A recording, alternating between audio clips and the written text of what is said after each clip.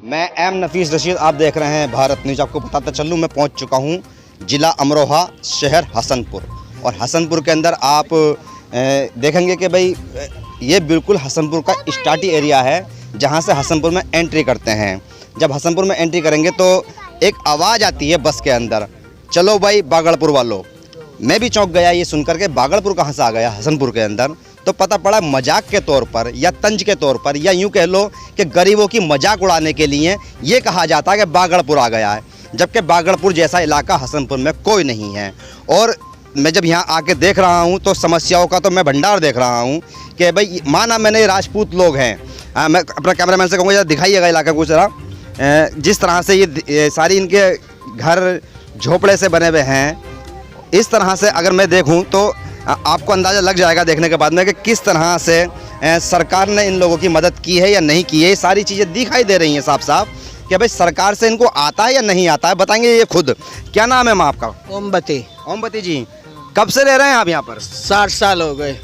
60 साल? मेरी पैदाइश यहाँ के बाग बगीचे ये कुछ भी नहीं थे। हसनपुर में ही? हसनपुर में ही। अच्छा। कोई नहीं था यहाँ, जबकि हम यहाँ रुके हुए हैं। अच्छा। हाँ, हमारी कोई सुनाई नहीं कर रही। आप तो वैसे राजपूत लोग कहलाए जाते हैं। हाँ, कहलाए जाते हैं। ये बागड़ी है या यूँ क्यों कहा जाता है? बागड़ी लोया पीटू। हाँ, हम लोया पीट के खाते हैं, खाना बदोश हैं। हमें गरीब आदमी, हमारी कोई भी सुनाई नहीं करता। हमारे बच्चे ऐसे ही रहते हैं। आप वोट देते हो? वोट देते हैं। अच्छा। हाँ, बराबर। सरकार को जब वोट देते हो तो क्या उम्मीदें रखते हो? मैं वो सबसे बात करूंगा, आप सबसे बात करूंगा। मुझे महसूस हो गया है काफ़ी बोलने वाले हैं, फुल समस्या रखेंगे, तो बने रहिएगा मेरे साथ। तो कुल मिला के आप जो वोट करते हो माँ, किन मुद्दों पे करते हो? आप एक महिला हैं, ये भी बात करना सर सोच के। हाँ, मैं विद्या जगो जमीन के मारे करते हैं। अच्छा। हाँ, हमारे बच्चे परेशान, लड़कियां हैं, छोटे छोटे बच्चे हैं, बुजुर्ग है, बच्चे हमारे पढ़ाई करेंगे, तो इसकी वजह से हम करते हैं। अच्छा। तो हमारी कोई सुनाई नहीं करता। लॉकडाउन में भूखे प्यासे बैठे रह करे हैं ऐसे ही, कोई अधिकार हमारी नहीं सुनता था। अब बताओ हम गरीब आदमी कहाँ से कमाए? लोया बिक नहीं रहा, कहाँ जाए बताओ? ऐसे ही पड़े रहते हैं। तो फिर भी मैं ये थोड़ा जानना चाहता हूँ आपसे कि आपने ये तो समस्या बता दी, आपने जरा थोड़ा कवर कीजिए। मुझे ये जानना था कि बच्चे स्कूल वगैरह जाते नहीं जाते हैं आपके? नहीं जाते हैं, कोई एक दो, बाकी नहीं जाते कोई भी। अच्छा, तो कभी आपने अधिकारियों को शिकायत की कि भाई हम लोगों के अधिकारी है? ज़्यादा करी, बहुत ज़्यादा शिकायत करी, हमारी कोई सुनाई नहीं करता। नखलऊ तक हमारी लड़की जौन सी ना आपको फोन पे बात करिए, वो नखलऊ तक हमारी लड़की 2 बार पहुंच गई। हाँ, एक लड़की इनकी पढ़ी लिखी है, एक्टिव है और वो अच्छी बातें जानती है। उसने मुझे फ़ोन पे बताया कि भाई मैं ऐसे ऐसे बंगाल आई हुई हूँ इस समय फ़िलहाल, मैं आपसे बात नहीं कर पा रही हूँ, वरना अगर मेरे सामने होता तो अच्छा लगता। मुझे भी अच्छे लगते हैं पढ़े लिखे लोग अगर अपनी समस्याएँ रखते हैं सामने। क्या नाम है आपका? जी अमित। जी अमित, आप तो नौजवान हैं, क्या करते हैं आप? कुछ नहीं, वही लोहा पीटते हैं सर। लोहा पीटते हैं। शादी हो गई? शादी हो गई, एक लड़की। एक लड़की है। बच्चे स्कूल जाते हैं आपके? नहीं, अभी ऐसी 1-1.5 महीने की बच्ची। अच्छा, अभी की है। तो कुल मिला के मैं जानना चाहता हूँ, जैसे नौजवान हैं आप, तो लोहा पीटने के अलावा भी कभी कारोबार की बात सोची मन में आई कि भाई मैं कोई बिजनेस करूं या कोई नौकरी करूं, सरकारी मुझे नौकरी मिले? जब पढ़ाई नहीं की है तो कहाँ से नौकरी मिल जाएगी सर? पढ़े क्यों नहीं थे? पढ़ते कहाँ से? जब जिस टाइम हम जवान बच्चे पढ़ने लायक हुए थे तो हमारे परिवार को कोई सुविधा ही नहीं थी, पढ़ाते कहाँ से? अच्छा। गाँव घूम के अपना लोहा पीट के अपना पेट पाले करे थे। माँ बाप पे जब पैसा होगा, सुविधा होगी, जब तो बच्चे को पढ़ाया जाएगा। फिर भी बात कर लेते हैं। बाबा, काफ़ी उम्र लग रही है आपकी मुझे, क्या नाम है आपका? मेरा नाम खजान सिंह है। खजान सिंह जी, खजाना कितना है? खजाना कुछ नहीं है। मेरी उम्र 85 साल की आ गई है और नेहरू जी के ज़माने से हमारे राजपूत खानदान। ये जरा मैं हुक्के में आग जल रही है, तपिश आ रही है, इसे थोड़ा और पीछे कीजिए। हाँ जी। नेहरू जी के जब सबकी सविता हुई, नट कंजरों की भी हो गई। आज तक हमारी कोई सविता नहीं हुई और हर किसी नेता को वोट देते हैं, सबको आजमा लिए, किसी ने हमारी सविता नहीं करी। कैसे नहीं? ऐसे ना तो कोई मकान भूमि मिली है हमें और ना कोई रोजगार मिला है। जो बैंक में पैसे मोदी जी कहते थे कि गरीबों के लिए डाले हैं, वो आज तक पैसा हमें नहीं मिला और नहीं आगे अधिकारी दिलाते हैं। एक यहाँ का महेंद्र है खड़गवंशी, वो हमसे बहुत जलता है। विधायक वो हमसे बहुत जलता है और यूँ जलते हैं कि इन लोगों को भगाओ यहाँ से। हम राजपूत लोग हैं, महाराणा प्रताप के वंशज और वहीं से निकले हैं मोहम्मदनों की लड़ाई में। और जोधाबाई हमारी थी, वो भी मोहम्मदनों अकबर ने रखी थी, उस टाइम के हम निकले हुए हैं। हमारी कोई सविता नहीं, नटकंजरों की सबकी सविता हो गई है और हमारा कोई भी बयान नहीं। हमें कहीं पट ज़मीन मिल जाए सब लोगों को तो वहाँ पर हम कमा कूट के अपनी मंडिया डाल लेंगे। मिलनी चाहिए हमें रोड के सहारे। खजान सिंह जी, आपकी उम्र 85 साल है, आपने बताया। आप मुझे अच्छे एक्टिविस्ट नज़र आ रहे हैं, बोलने में सक्षम हैं, अपनी बात रखने में। आप ये बताइए कि यहाँ पर 30-35 साल से आप बसेरा डाल के पड़े हैं। यहाँ तो हो गए मैं 50-55 साल। 50-55 साल के अंदर आपके पास क्या इतने लोहा पीटने से आपके पास इतने पैसे नहीं आए कि अपने मकान बना लेते आप? जी नहीं आए, रेडीमेड सामान आ गया। अब हमारा लोहा बिकता ही नहीं, फिर टंडाई कुटाई करते हैं। कभी बालक किसी की गाड़ी उतारे आते हैं, कभी कुछ करे आते हैं, कहीं खाद खेतों में बिखरवाते हैं, जब बच्चों का गुजर बसर होता है। बहुत से समाज ऐसे हैं भारत में जिनकी दशा बड़ी खराब थी, उन्होंने अपने रूप बदल लिए हैं। आप लोग क्यों नहीं बदल पाए? जी कुछ हो पास पल्ले, जो करने को व्यापार हो, पैसा कौड़ी हो तो रुक बल रहे हैं। पहले तो हम गांव घूमते थे, कोई गांव में काम चलता था और कोई में नहीं चलता था। हम कम से कम हमारे 150 वोट हैं जी। जो नेता आता है उसी को हम वोट देते हैं। और हमारी मांग यही है, हमें पट जमीन रोड के सहारे कहीं भी मिल जाए तो अपना गुजर बसर कर सकते हैं और अपने बच्चों को भी पढ़ा सकते हैं। दूसरी बात, हम राजपूत हैं, कोई गहलोत है, कोई पवान है, कोई चौहान है, कोई सिसोदिया है, कोई पढ़ियार है, मतबल, सब हमारा राजपूत खानदान है। और जिस दिन से महाराणा प्रताप से लड़ाई हुई है उस टाइम के निकले हुए हैं। अभी तक किसी ने हमारी सविता नहीं करी। इंदिरा गांधी जी ने थोड़ी सी सविता करी थी, सुविधा तो मैं दिल्ली में पप्पन किला गांव बसा दिया था अलग। पप्पन किला उत्तम नगर के पास में है, नगर के पास। वो इंदिरा गांधी ने गांव बसाया था। बाकी सब नेता जो आए हैं सब दलाल आए हैं, हमारी किसी ने भी कुछ नहीं करा। बाबा योगी जी ने क्या किया आपके लिए? हमारे लिए कुछ नहीं करा जी, बाबा योगी जी ने कुछ भी नहीं करा। अब दूसरा अलग सुनाने को तैयार है, अभी तक हमारे लिए बाबा योगी ने कुछ नहीं किया। और नहीं, कुछ ही महीने बचे हैं चुनाव में, आप लोग चुनाव में जाने वाले हैं, वोट करेंगे, क्या मुद्दे होंगे आपके?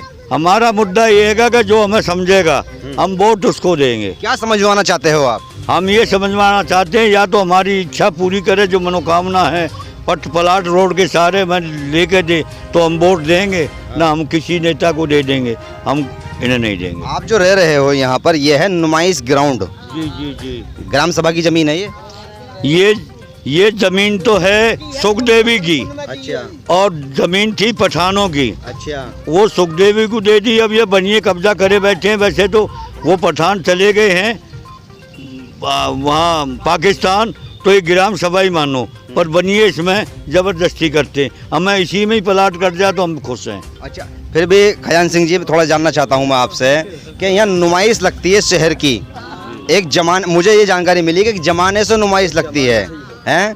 तो अगर इसमें प्लॉट कट जाएंगे तो आपको नुमाइश कहाँ लगेगी? फिर बात ऐसी भी तो है, ये पैसे बनिए कमाते हैं 50 लाख 40 लाख से नीचे उसका ठेका जाता होगा, सरकार को जाता होगा जी।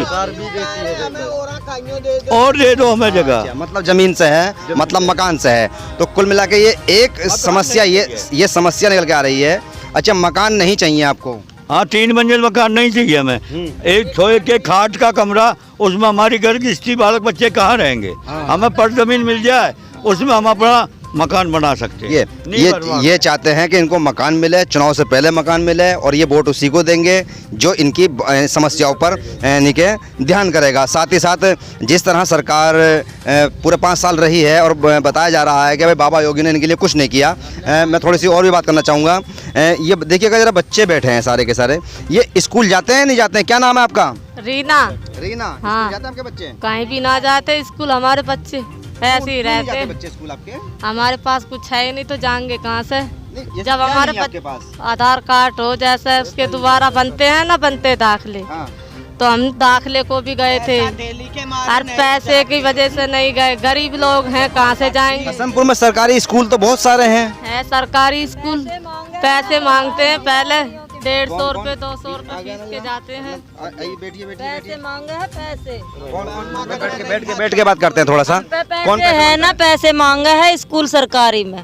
कौन पैसे मांगता है? हमारे बच्चे पढ़ते नहीं है। मास्टर, आधार कार्ड है। अच्छा, मास्टर है, मांगे है पैसे। अच्छा। हम पे पैसे है आधार कार्ड जमा करो यहाँ पे। हाँ। हम ऐसे नहीं करेंगे अपने आधार कार्ड जमा। अच्छा। ये चीज मांगते हैं जब बच्चों का। देखिए ये एक बड़ी विडंबना है कि इन बच्चों का जो मौलिक अधिकार है वो है शिक्षा हासिल करना। ये मौलिक अधिकार में आता है और ये भारत के निवासी हैं। इनके कार्ड में देख चुका हूँ, इनके आधार कार्ड भी हैं, पहचान पत्र भी हैं, ये लोग वोट भी करते हैं। और हसनपुर के बिल्कुल स्टार्टिंग में ये लोग अपना निवास डालकर, यानी कि मैं जैसे कैमरे में दिखा चुका हूँ कि भाई झोपड़ डाल के ये लोग रहते हैं। इनकी समस्याएं इतनी समस्याएं इनकी हैं कि अगर बात करी जाए सुबह से शाम तक तो मैं हकीकत बताऊं कि जगह कम पड़ जाएगी चैनलों पर। और खास करके वो मीडिया समझ ले इस बात को कि जो गोदी मीडिया है वो जान ले कि वो यहाँ तक नहीं पहुँचती है। यहाँ तक क्यों नहीं पहुँचती है मालूम नहीं। कभी मीडिया वाले बात करने आए आपसे? नहीं आए, कोई भी नहीं आए। कोटे तक के चावल भी हमें नहीं मिले हैं। ये लॉकडाउन गिरा हुआ था जब, और ना ही हमें ये अधिकार में अंदर आया था हमें राशन देने। अच्छा। एक दफा आया था जब लड़की ने हमारी ने फोन हुआ करा था नखलऊ, जब ही आया था, उसके बाद में नहीं आया था हम पे। अब हम लोया बिकता नहीं। हम बताओ किस चीज से बच्चों को पालें, क्या कमा कर खाएं, क्या क्या करें उसमें बताओ। चलिए आप महिला हैं, सबके सब खड़े होइए, जरा खड़े होइए मेरे पास आते हैं। आप सब महिला हैं, मैं थोड़ी सी महिलाओं पे बात कर लेता हूँ। जरा कैमरा देखो, लाइएगा सही करके। बहुत सी समस्याएं ऐसी होती हैं जैसे कि भाई बच्चा होना होता है, इमरजेंसी महिलाओं की बड़ी ज़रूरतें होती हैं। तो हॉस्पिटल कैसा है यहाँ पर? जाते हैं अस्पताल? नहीं जाते हैं आप लोग? जाते हैं अस्पताल, हम प्राइवेट में जाते हैं। सरकारी में नहीं जाते? नहीं जाते सरकारी में। सरकारी में जब हमारी कोई सुविधा नहीं होगी तो हम बेकार चले जाएंगे सरकारी में। हम प्राइवेट में जाते हैं। देखो अगर हमारे पास पैसा हो। कोई महिला प्रेग्नेंट है, उसके टीके वगैरह कैसे लगते हैं? नहीं लगते हमारा टीके वगैरह। आंगनवाड़ी से आशा वगैरह आती हैं? ना कोई नहीं आती। अच्छा, नहीं लगाए। कितने बच्चे हैं आप पर?